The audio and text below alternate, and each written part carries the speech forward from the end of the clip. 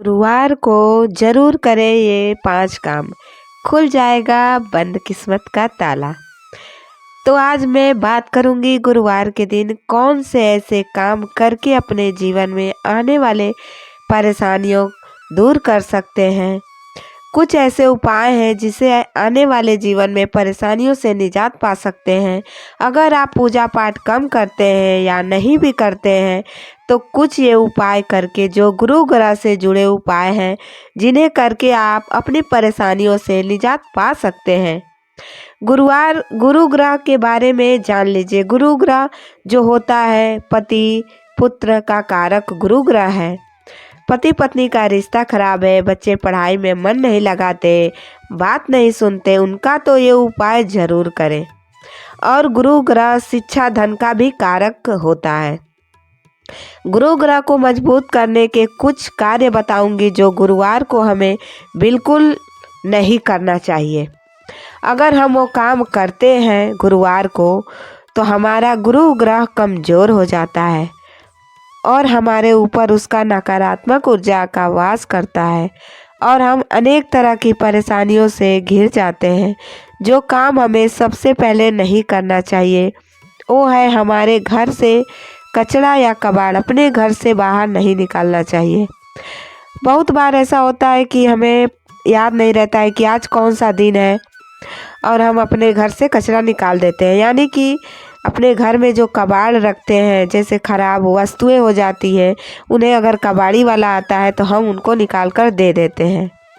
तो हमें ऐसा नहीं करना चाहिए। इस बात का ध्यान रखिए कि आज गुरुवार है, गुरुवार के दिन हमें कोई भी कचरा अपने घर से बाहर नहीं करना चाहिए। गुरुवार के दिन भूल से भी अपने घर से कचरा बाहर नहीं फेंकना चाहिए, इससे गुरु ग्रह खराब हो जाता है। दूसरा काम क्या है जो हमें नहीं करना चाहिए, तो हमें अपने घर में कपड़ा नहीं धोना चाहिए। पहले के ज़माने में लोग धोबी को कपड़ा दिया करते थे। धोबी लोग आते थे, कपड़ा लेके जाते थे धोने के लिए। लेकिन उसी शास्त्रों के अनुसार पहले के ज़माने में भी लोग गुरुवार को कपड़ा नहीं दिया करते थे, क्योंकि हमें अपने घर को हल्का नहीं करना होता है। बहुत इमरजेंसी है तो सिर्फ पानी से धोकर आप डाल सकते हैं, लेकिन साबुन सर्फ का यूज कोशिश करें कि ना करें। तीसरा काम क्या है कि हमें अपने घर में पोछा नहीं लगाना चाहिए।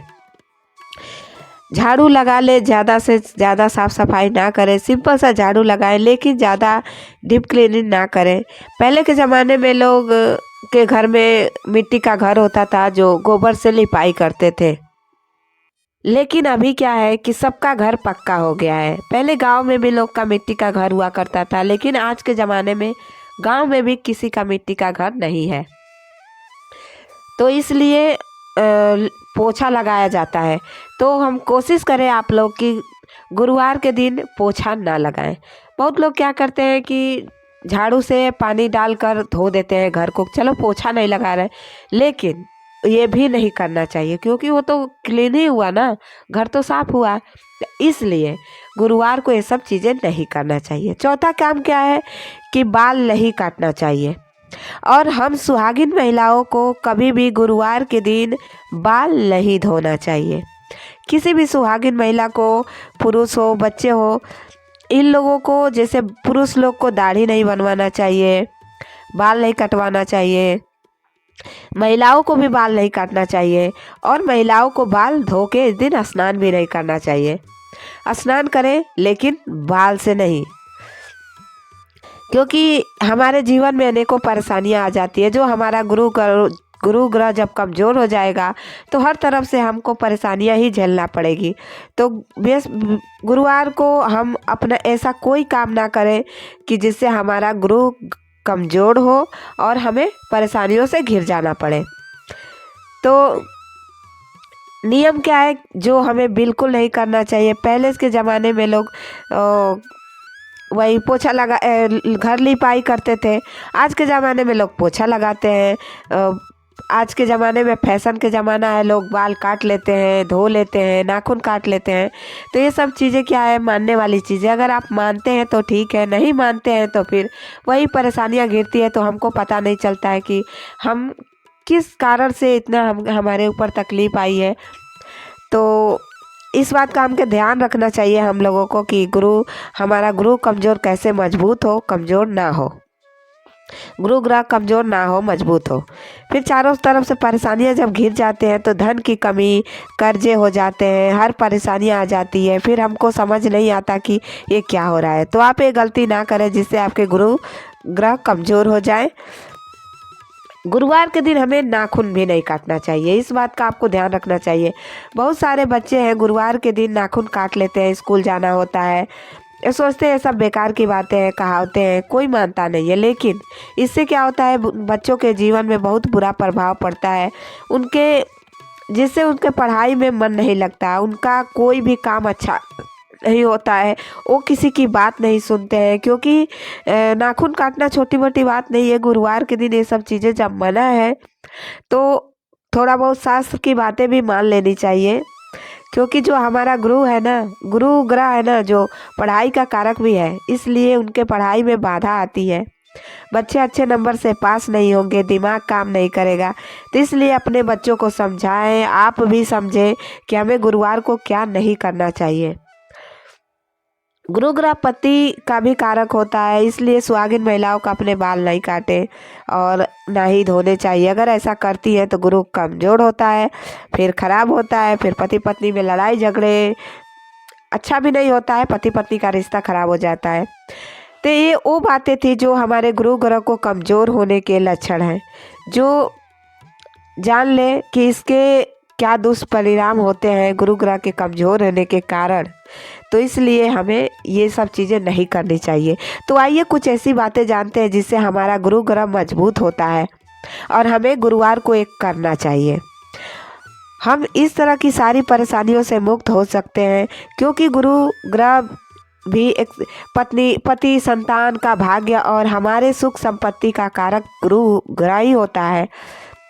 जो गुरु ग्रह को मजबूत करने के लिए हमें जो सबसे पहला उपाय करना चाहिए वो ये है कि हमें एक चुटकी हल्दी अपने नहाने के पानी में डालना चाहिए, डाल के मिला के नहाना चाहिए गुरुवार के दिन। स्नान के चाहे सिर्फ गुरुवार को करें या हर दिन कर सकते हैं, हर दिन करेंगे तो और अच्छा है। अगर गुरुवार को सिर्फ करते हैं तो बहुत बढ़िया है, अगर वो भी अच्छा है, क्योंकि आपका गुरु मजबूत होगा।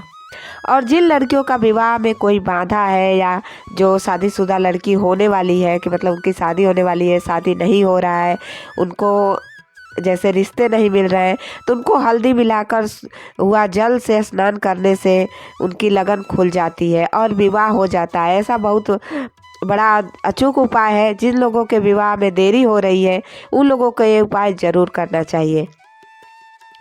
इससे उनका विवाह का जो रास्ता होता है वो खुल जाता है। दूसरी चीज़ क्या है कि अगर आपके पास पैसों रुपया की परेशानी है तो हर एक प्रति गुरुवार को नियम बना ले कि गुड़, चना की दाल, हल्दी और तुलसी पत्ता मिलाकर भगवान विष्णु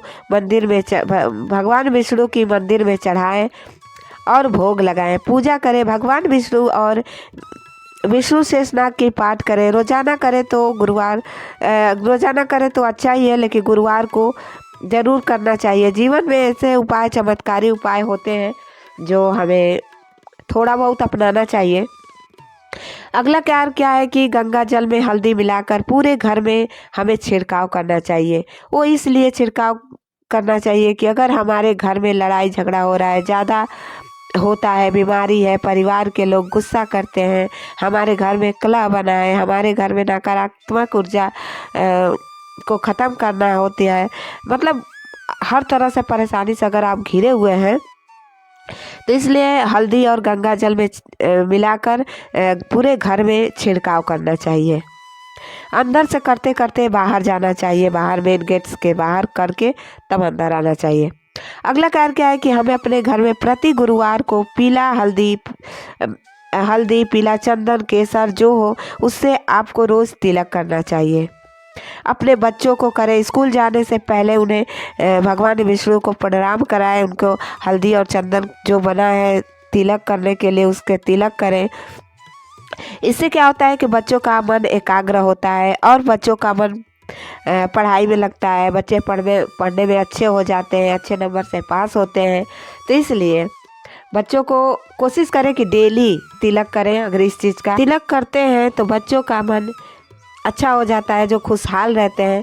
तो गुरुवार को हल्दी, चना दाल, गुड़ तथा तुलसी पत्र डालकर केले के जड़ में जल भी जरूर देना चाहिए और अपने बच्चों और परिवार की उन्नति के लिए प्रार्थना करना चाहिए।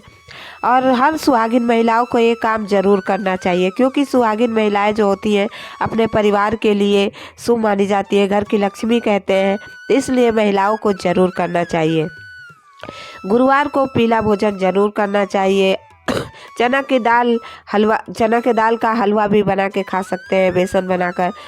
पीले वस्त्र जरूर पहनना चाहिए गुरुवार के दिन। पीले वस्तुओं का दान भी जरूर करना चाहिए। इससे हमारा गुरु ग्रह मजबूत होता है, जो हमारे घर में परेशानियां हैं सब दूर हो जाती है और पति पत्नी के रिश्ते ठीक हो जाते हैं। बच्चों का मन पढ़ाई में लगने लगता है, सारे घर में खुशहाली आ जाती है। तो दोस्तों, मैं आपसे यही रिक्वेस्ट करूंगी कि एक बार इस चीज़ को आप अपना के देखें, आपके जीवन से सारी परेशानियां ख़त्म हो जाएगी। और मैं उम्मीद करती हूँ कि आपको मेरा वीडियो अच्छा लगा होगा। अगर अच्छा लगा होगा तो चैनल को लाइक सब्सक्राइब जरूर करें। कमेंट में ओम नमो भगवते वासुदेवाय जरूर लिखें। आज का वीडियो हम यही समाप्त करते हैं। मिलते हैं अगले वीडियो में नई जानकारी के साथ। जय श्री कृष्ण।